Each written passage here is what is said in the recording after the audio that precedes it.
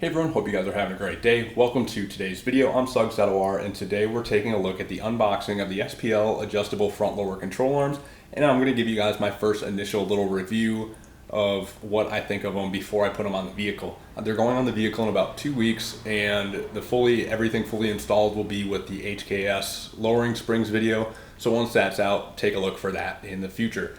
I really hope you guys enjoyed today's video. If you guys do, please make sure to click that like and subscribe button down below.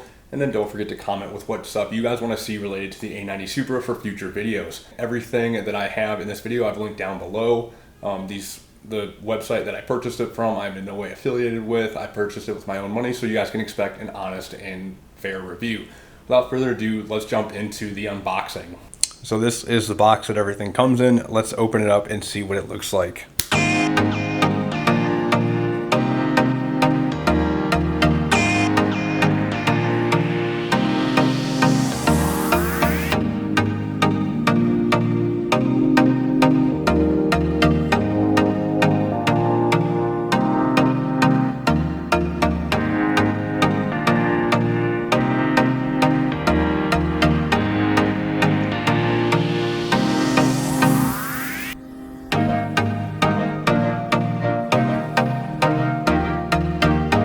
As you could see from the video, these SPL adjustable lower control arms look absolutely great.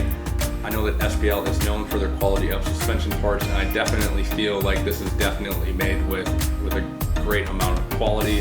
The black finish on here looks great. The lettering on here is etched in, and of course, for some reason, this is my favorite part, but these blue screws in here, I feel like it just gives it a really good accent. Just even though you're not really going to see them a whole lot, I just think it really makes everything pop.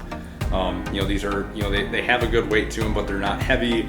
They don't feel fragile at all, and I'm just really super excited to get them onto the vehicle. I felt like this was necessary because I daily drive my Supra, and I have seen people when they lower their cars get to about 2 degrees, negative 2 degrees camber.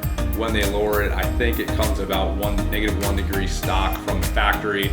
And so I just wanted to make sure I wasn't having that excessive tread wear. If I do decide to stop daily driving it, then I might make it a little bit more aggressive. But until that part, I know that I'm still getting that tread wear that I probably should be getting.